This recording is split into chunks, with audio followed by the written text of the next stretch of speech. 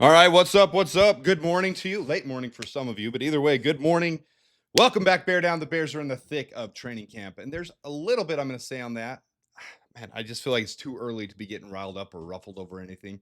So I'm going to hit some things that I saw on Twitter that really goes around a lot. Really, we're going to hit the edge position. I'm going to bring the salary cap back up because I know a lot of you guys like to see the salary cap and where we stand with those things. But we will hit training camp real quick. After the first session of training camp, there's a couple of concerns out there.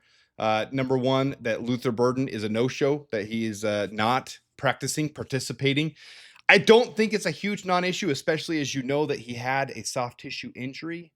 This could be an issue of him rehabbing. He wasn't on the NFI list. I get that. We don't have to run to conclusion. He signed his contract. All right. So I try to keep a level head with these things, and I try to really break it back to the basics. He's excited. When you saw the stuff on him, he's excited. Even posting on Twitter, he's saying, "Let's go have a big year." He's signed his contract. He's in. So why he's not participating, I have to assume right now it's just a couple days of clearing up the soft tissue issue. That's my assumption. I don't know. Not an insider. I don't know if there's an issue going on. Whatever's going on, but either way, it's a storyline. So I've got it out there. Number 2, Ben Johnson visibly upset with Caleb Williams and the first team offense. And Ozzie Trapillo was taking first team reps. Now, whether that's just Braxton Jones needing to be worked in slow, whether it's him really being enamored by Ozzie Trapillo, I don't have the answer for that yet. My only advice is all these things come out every single day is let these things progress day by day, week by week. Let it roll because there's too much going on for us to really analyze and figure out what's going on day one. But there was visible frustration. There were a couple awesome grabs from screen grabs and from other people's accounts and reporting that are there. I'm not there, obviously. JP Richardson with an amazing one-handed grab, apparently. Roshan Johnson with a good one-handed grab, being utilized out of the backfield, looking really good in more of an effective elusiveness role. So that's a good thing to see. Ozzie Trapillo taking first team reps. And in fact, Caleb and the first team offense, they were taking so long to get lined up that the report is they were yanked off the field. They were yanked and replaced and said, I'm not dealing with this bull crap. Ben Johnson is demanding excellence. He has high expectations for this team. So the bar is set. The standard is going to be high. And these guys have got to show up and they've got to be prepared. They got to do their thing. So that's all I've got for first day of training camp and where things stand right now with that. I think it's too early to be overwhelmed about anything, but those are some of the major storylines so far. What I'm going to focus on here today is what a lot of people are doing on Twitter, because Micah Parsons and Trey Hendrickson are both not in good positions with their current teams, and they're both two of the best edges in the entire league. These two guys would be immediate impact game changers for this defense. It would take us from a mediocre middle of the pack defense, because our secondary is really good, to elite.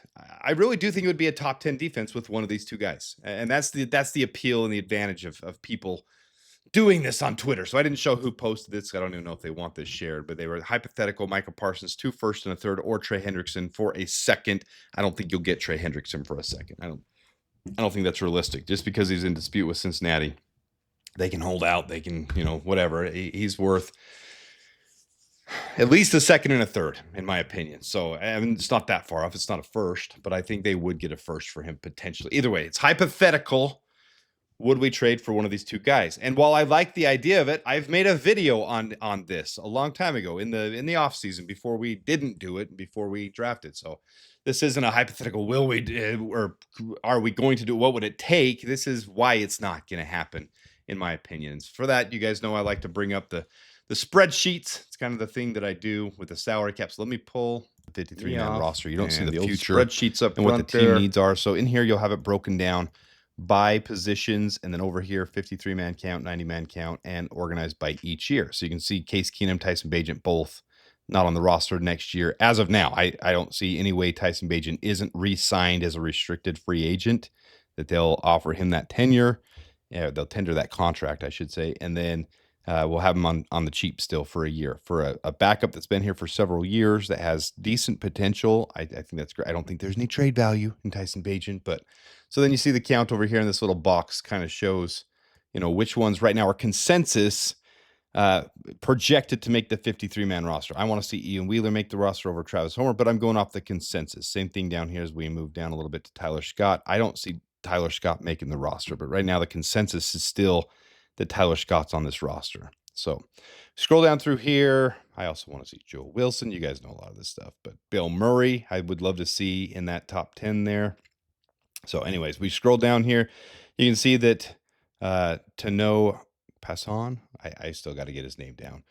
His contract, they're not released yet, but he did replace Jeremy Robinson, but still not likely to be on the 53-man roster here. And the same thing goes down here for Trey Flowers. Same exact situation, so we don't have the roster yet. But here's the point. Get down here, 2025 salary, 2026 salary cap. This is estimated, okay? And again, side note, some believe as long as the league continues to grow at an astronomical rate, that next year when they set the cap, it'll be around 326. So that would be huge for the Bears. They need that because as you go through this, we don't, as of now, have all 4 safeties, depending on who makes the roster this year. Again, I'm going off consensus. So if someone like Tysheem Johnson makes it over Jonathan Owens, that does leave us with 1 safety for the future and on a cheaper option there too. And then other players, we'll have to fill a lot of voids here. There's a lot of needs still. We're going to have 2 defensive tackles needed. Chris Williams might not even make the roster this year.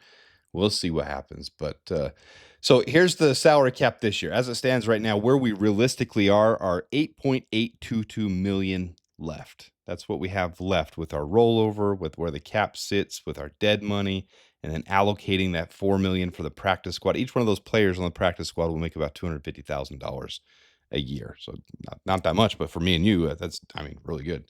At least for me. I shouldn't speak for everybody, but that's a good salary for me. I'd love to be on the practice squad and make $250,000 and play football every day. That'd be awesome.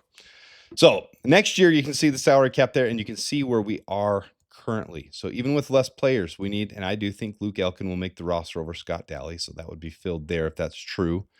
But then we need 4 safeties. We need another linebacker, unless we keep Noah Sewell and not Swayze Bozeman. I don't see that happening. And then I do think Noah Sewell has a good shot to make this roster. I think we could keep 6. That's something a lot of people don't agree with me on, though.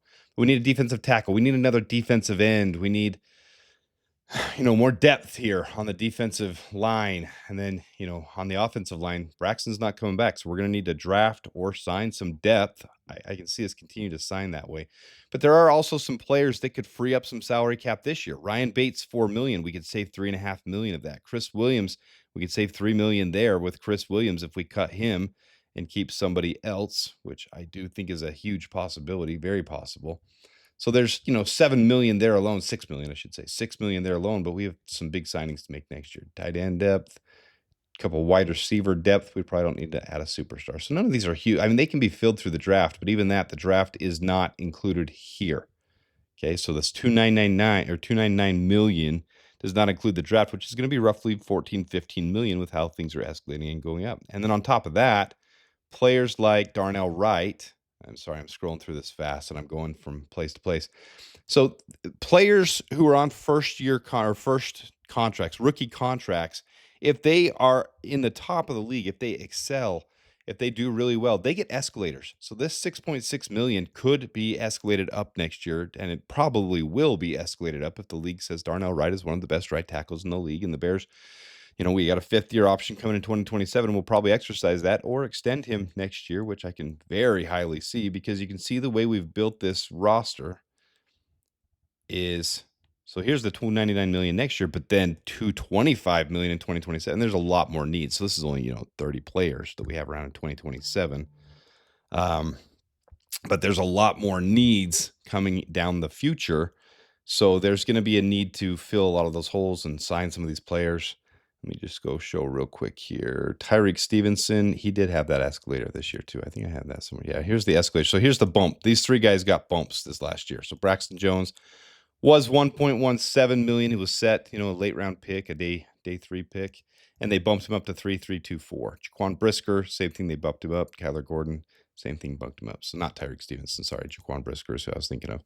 So they bumped him. They bumped Kyler Gordon. All 3 of these guys got bumps. So that'll happen next year too. So the long and short of this, as I yammer on, So right now we're in good shape. We're not in bad shape, and we can save another we can be to 14 million. And you want a lot of this to roll over, but I don't think this leads us to a Micah Parsons or a Trey Hendrickson.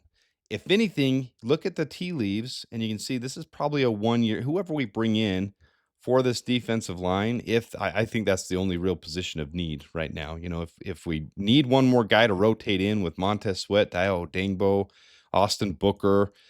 And even if we keep Dom Rob, say we cut Zach Pickens and Chris Williams, maybe we need a defensive tackle instead. I mean, really, but the defensive end, I think, is where we need more pressure. But Dio, we'll see how Dio does. We'll see how Grady and Javon do.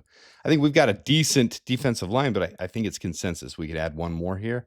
If that happens, I don't see that really being a situation where it's long-term, like Micah Parsons, Trey Hendrickson, trade and then sign long-term, because next year's cap, we can mold things around. We can change them. We can shift them. That's possible. It's flexible. It is putty. It's glue. They can do it. But I think it's more of a Band-Aid type situation where you eat into this. Say we cut those two guys and we have 14 million. We eat into that with, 4-ish million, which is exactly what Matthew Judon right now is projected to make this year as a 1-year deal, a $4 or $5 million prove-it deal. Same with Carl Lawson. So I think that's more of the route that we would take. If I'm not even saying we're doing this yet, like we might be. Once camp happens, then you can really digest how the team is and see if we need to bring one more guy in. All right. So long and short of it, do I think the Bears could add another edge? Absolutely. It's very possible. I think they could definitely do that. Add like a Matthew Judon, a Carl Lawson, someone in the $3, $4, $5 million range, especially after we get through camp and we cut down, some of the fluff, some of these guys that I don't think will, like Chris Williams and Ryan Bates. I personally think there's too much advantage to let them go sign another edge type player to be a Band-Aid. I don't see Micah Parsons or Trey Hendrickson being traded for and extended because of what it would do long-term for the cap and how we're trying to build the team and extend Caleb eventually, extend Darnell Wright, extend a lot of these younger guys that are panning out. And we'll see, we already extended Kyler Gordon, which is awesome. We've got other ones on the horizon, Tyreek Stevenson, Jaquan Brisker. Are they going to get extended? Are we going to redraft other players? Do we need the draft capital for that? Because those first-round picks, those early-round picks, if we're going to develop this the right way, are going to be valuable for that. And then Caleb's eventually going to have to get extended. So I can see a Band-Aid. That's what I can see. I can see Carl Lawson, Matthew Judon, someone like that, like we did with Yannick Ngakoue. Now, I didn't like the Yannick Ngakoue signing, but that was a whole different regime, whole different coaching staff that brought him in. I think Dennis Allen would bring someone, not Tona Paso, whatever his name is, that worked with him in New Orleans. I think that's just a camp body just to see what they can do. But major storylines of the day. Ben Johnson not happy with this offense so far. Don't overreact to it, but the Bears are underway. A lot of work to do. These guys have a lot of work to do over the next several weeks, and then we get into preseason games. So there's going to be a lot of fun that comes up with this. So I do appreciate you guys tuning in. A lot of fun to be a part of this channel. A lot of fun to do this with you. So I appreciate it. Please hit the like button if you don't mind. Subscribe if you haven't done that. Try to bring you a little bit more as camp gets a little clearer. Luther Burden's situation gets a little clearer. I don't want to over-report things too much. I don't want to give too much opinion other than, just trying to stay level-headed about it all. So appreciate you guys again. Till next time, da Bears. Good morning. Bear down. Bear down, sports making Chicago proud.